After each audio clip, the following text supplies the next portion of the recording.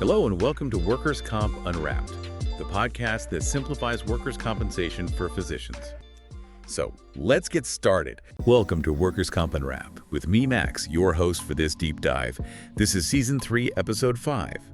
And with me today is Ayesha, our guest expert, who brings, 15 years fantastic experience in the workers' compensation industry. Great to have you. Great to be here, Max. Looking forward to it. So today we are talking about higher disability payments, optimizing billing for TTD increases. Sounds a bit technical, maybe, but trust us, it's critical stuff. We're diving into that recent 3.8% increase in temporary total disability rates, TTD rates for 2025. This isn't just some number changing on a form. It sends ripples across the whole system, right? Absolutely. It affects injured workers, obviously, but also, crucially, the healthcare providers treating them. Exactly. So our mission today is pretty clear. What does this 3.8% jump really mean for your billing, your reimbursements? And, most importantly, how can you, our listeners, kind of proactively manage these changes? How do you sidestep those really frustrating, costly mistakes that could pop up? Okay, let's unpack this. Sounds good. So maybe let's start with the basics, just to make sure everyone's on the same page.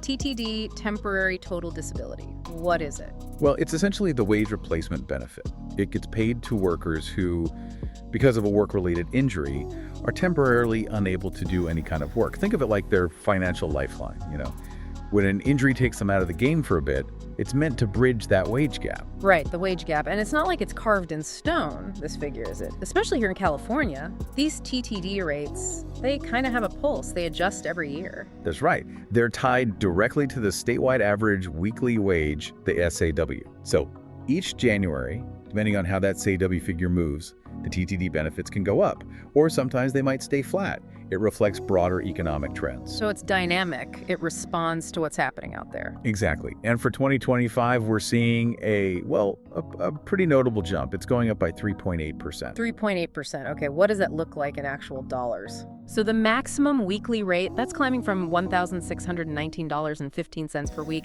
up to approximately $1,680 per week. That's a real tangible increase for workers who are often in a pretty tough spot financially. Yeah, that's definitely good news for injured workers. More support during a difficult time, absolutely. But, and here's the twist for our listeners, particularly those running the healthcare side of things. This isn't just a simple plus sign, is it? No, not at all. It means your billing systems, your documentation, how you calculate payments, everything needs updating meticulously. Yeah. Sounds like, a recipe for errors if you're not ready, like dominoes falling. That's a really important point because there's this common misconception, right? Some providers might think, TTD rates, that's just indemnity. That's the money going to the worker for lost wages or permanent disability. Doesn't really touch my medical billing. But thinking like that is, it's risky. Very risky. Risky how? Like, can you give us an example? Because you hear about these carrier system updates causing problems, right? Errors seem to spike. Oh, absolutely. Think about it. A major rate change, 3.8%. The insurance carriers, they have to reconfigure their entire payment systems. And that doesn't always go smoothly. A classic example we see. A claim that was active, say, late in 2024. Suddenly, services provided in January 2025 might get paid at the old 2024 rate. Maybe the system just didn't catch the date change properly. Okay, so it's a system glitch, basically. It can be. Or maybe the system misinterprets dates of service versus injury dates. That can lead to payment delays, incorrect calculations for things like retroactive benefits, and suddenly your team is spending hours chasing down these little discrepancies, disputing payments that should have been simple. It's a real time sink. Yeah, I can see that. Disputes over overlapping benefits sounds like a nightmare if you're not ready to double check everything. Exactly. It creates a perfect storm if you're not verifying the details. So it's clearly not just about the worker's paycheck. It's the whole ecosystem. And connecting this to the bigger picture, especially for folks involved in med-legal evaluations, the QMEs, the AMEs, those reports often determine disability status. Understanding these TTD rates must be even more critical there, right? Oh, absolutely essential. In the med-legal world, these TTD rates directly impact calculations for retroactive benefits, back pay for disability periods. They also heavily influence apportionment discussions. That's where you figure out what part of a disability is work-related versus other causes. Right. And even discussions about future medical care. If your report uses outdated TTD numbers, it can create huge discrepancies. It undermines your findings. It definitely complicates negotiations. It's a small number that casts a very long shadow on your credibility and the accuracy of your whole evaluation. Okay, credibility is key there. So let's nail down the specifics for 2025. The hard facts people need to plug into their operations right now. Right. Let's list them out. Non-negotiables for 2025. First, the effective date, January 1, 2025. That's the start line. No grace period. January 1st, got it. Second, the increase. It's that firm 3.8% tied directly to the SCW increase. Automatic, not optional. 3.8%. Third, the new maximum rate, roughly $1,680 per week. That's the new ceiling. $1,680 max. Fourth, the new minimum rate also goes up. It'll be approximately $280 per week. Important not to forget the floor, especially for lower wage earners. Okay, around $280 minimum. And fifth, applicability. This is super important. These new rates, they apply to injuries happening on or after January 1, 2025, but also to ongoing TTD cases that adjust into 2025. Ah, okay. So if you have a claim that started way back, maybe 2022, 2023, but the person is still getting TTD in 2025. Their weekly benefit amount will likely recalibrate based on these new 2025 rates as of January 1st. It's not just for new injuries, it impacts existing ongoing claims too. That distinction is huge. And okay, providers don't directly bill for TTD itself since it's wage replacement, but understanding these specific changes is still crucial for the practice. Why exactly? Well, it lets you cross-check what the carrier is calculating. Are their numbers right? Especially for related benefits like permanent disability ratings, PDRs. Right, PDRs. And like we said, it helps make sure your treatment timelines and especially your med legal opinions reflect the correct updated benefit amounts. Which brings up a good question. How proactive can providers actually be here? Things change fast. That's the million-dollar question, isn't it? But being proactive isn't just about ticking compliance boxes. It's about operational health. When these benefit rates increase, it forces accuracy across the board. Every piece of paper tied to that claim needs to be right. And yes, that definitely includes your medical bills, your treatment plans, all your documentation. It's that systemic ripple effect again. Right, it all connects. Okay, so let's get practical. What are the best practices for 2025? Things people listening can actually do right now to, stay ahead of the curve and avoid those payment headaches. First one seems obvious, but maybe isn't. Update your systems immediately. Yes, immediately is key. And don't underestimate the scope of systems. We're talking billing software, EHR systems, any fee schedule calculators you use. They all need to reflect the new rates by January 1st. And remember why, even if you're not billing TTD directly, these rates influence permanent disability ratings, those PDRs. They affect long-term benefits. Exactly. Outdated rates there can totally mess up your med legal reports, treatment timelines. Imagine that claim from 2023 still active in 2025. Does your system automatically apply the original injury date rate, or does it know to use the 2025 rate for 2025 dates? Catching that is vital. It's a workflow domino. Makes total sense. Proactive vigilance. Okay, second best practice. Flag overlapping dates of service. Yes. This is where it gets really sticky. Cases straddling December 2024 and January 2025. Prime territory for errors. We see it constantly. Insurers might, maybe accidentally, maybe not, apply the old rate to care given after January 1st. Like a game of whack-a-mole trying to fix those? Pretty much. It's surprising how one rate change can cascade into so many adjustments if you're not watching closely. So you have to clearly document when the benefit rate changes for that specific claim. Note the injury date versus the service date. Having that clear paper trail up front saves you countless hours arguing later. Good advice. And don't be afraid to speak up. Third point, communicate with adjusters. Seriously, be proactive. Pick up the phone, send a quick email, just ask them, hey, are your TTD rates updated for 2025? Don't just wait for the underpayments to start rolling in, because honestly, they often do when big changes like this happen. Catching it early saves so much hassle. It's your money, after all. Make sure it's accurate. Couldn't agree more. And building on that, especially for our med legal folks, QMEs, AMEs. Align your med legal opinions with new rates. This is non-negotiable. If you're writing those crucial reports, you must reference the updated rates when discussing retro benefits or TTD timelines. Because outdated numbers look bad. They do more than look bad. They can sink your credibility, they open the door for disputes, they complicate negotiations. Think about it. The injured worker is expecting benefits based on current rates. Your report, a key document, uses last year's numbers. That creates an instant conflict, an inconsistency the other side can absolutely exploit. Small detail, massive impact. Got it. Credibility is everything there. Okay, final best practice, broadening the scope.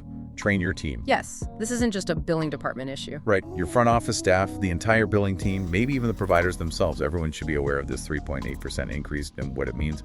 Honestly, a quick, focused 5-minute team huddle in early January could save you literally months of corrections, appeals, and just general headaches later on. It's about that collective awareness, making sure everyone's working with the same current information. Minimizes those internal slip-ups. Absolutely. Okay, so we've covered the best practices now. Let's talk about the flip side. The landmines? Yeah, the landmines. What are the most common mistakes, the errors we see providers fall into during these TTD adjustments? Knowing the pitfalls is just as important, right? Oh, definitely. Forewarned is forearmed, as they say. So, based on what we see out there, a few critical mistakes keep popping up, and understanding why they happen is key. Number 1. Just using outdated rates for ongoing cases. Sounds basic, right? Seems basic, but it happens all the time. Yeah, like that 2023 claim still active in 2025. If the system defaults to the original injury date rate, boom, error. Often it needs a manual override or a specific flag that just gets missed in the shuffle. Human error. Precisely. Yeah. Which leads to mistake number 2.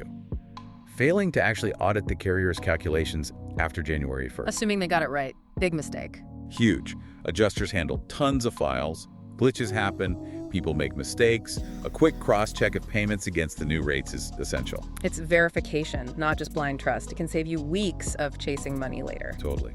Okay, mistake number 3. Not clarifying the effective dates for rate changes, especially on those tricky overlapping injuries. Yeah, the December to January transition zone. Right. If a patient's getting ongoing care, injury date is old, service date is new. If the system doesn't handle that rate change correctly mid-treatment. It's a recipe for miscalculation. The system needs to know which rate applies to which service date, essentially. Exactly. And finally, mistake number 4. Incorrect med-legal references. Using the wrong weekly benefit amounts in your QME or AME reports. We touched on this, but it bears repeating. It seriously weakens your position in any dispute. How so? Well, if your medical opinion, which carries a lot of weight, is based on faulty financial data, like an outdated TTD rate, it gives the opposing side an easy way to challenge your entire report. They'll say, if they got this basic number wrong, what else is wrong? Exactly. It undermines the credibility of the whole thing. Okay, that makes sense. And here's the real kicker, Max. Even these seemingly small things, tiny calculation errors, documentation slips, they can completely derail settlement negotiations. They slow down payments significantly, especially if a case is already tense and heading towards litigation. Land litigation, when the bill itself ends up in dispute, basically in court. Right, and any discrepancy, no matter how small, becomes ammunition for the defense. It gives them leverage to argue, to delay, to dispute your payment. It just drags everything out. Okay, so this really brings us back to that core question providers ask. TTD is wage replacement. It doesn't hit my bottom line directly, so why should I really care? Yeah. And I think our answer today has been pretty clear. Here's exactly why you should care, beyond just, being thorough. Go for it. Lay it out. 1. Accurate benefit rates directly influence how quickly claims get settled. If TTD calcs are wrong, everything stalls. Resolution gets delayed, and so do your payments. Makes sense. Log jams the whole process. 2. Incorrect rates. Yeah. They trigger payment disputes, and like it or not, you will get pulled into those disputes. It eats up your admin time, your staff's time, valuable resources wasted. Absolutely. Time you could be spending on patient care or other productive tasks. And 3, crucially, understanding these updated rates helps you anticipate what the payer might do next. You can kind of foresee potential delays, maybe more audits, maybe even denials related to rate discrepancies. It lets you be proactive, not just reactive. And being proactive always protects your revenue stream better. Exactly. So the bottom line really is, knowing the new rates helps you get paid correctly and helps you get paid on time, period. And if we connect this to the bigger picture for a practice, understanding TTD rates isn't just about following the rules, it's fundamentally about the financial health and the operational efficiency of your entire practice. Yeah. It impacts your cash flow, your administrative workload. These seemingly small regulatory shifts can actually have a pretty profound impact on your long-term stability and success. Wow. Okay, that was a fast but definitely deep dive. I feel like we've really unpacked how these TTD rate changes are so much more than just a number tweak. Agreed. It touches so many parts of the process. So for a super quick recap, TTD rates are going up 3.8% starting January 1st, 2025. Providers listening, you absolutely need to get your systems updated Keep an eye out for those tricky overlapping service dates, and yeah, talk to the adjusters proactively. It prevents so many errors. And a special reminder for anyone involved in MedLegal, double, triple check your numbers in those reports. Using the new correct rates can literally shift calculations and potentially change outcomes in disputes. It's that critical. Absolutely. We covered a ton today on higher disability payments, optimizing billing for TTD increases. Really appreciate you breaking it down, Ayesha. My pleasure, Max. Important topic.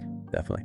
And hey, if you want a quick cheat sheet with the new TTD rates, check out the deep dive notes for this episode. We've put a link to the official DWC update right there for you. And as you head back to your day, maybe mull this over, how can proactively staying on top of these seemingly minor regulatory shifts, like this TTD increase, actually transform your whole workflow? How can it turn those potential headaches we talked about into real advantages in time saved and revenue secured for your practice? Something to think about. Thanks again for joining us for this deep dive on Workers' Comp Unwrapped. We'll catch you on the next one. Thanks for listening to Workers' Comp Unwrapped. If you found value in today's episode, subscribe and share with fellow doctors. Stay informed and keep making a difference in your patients' care.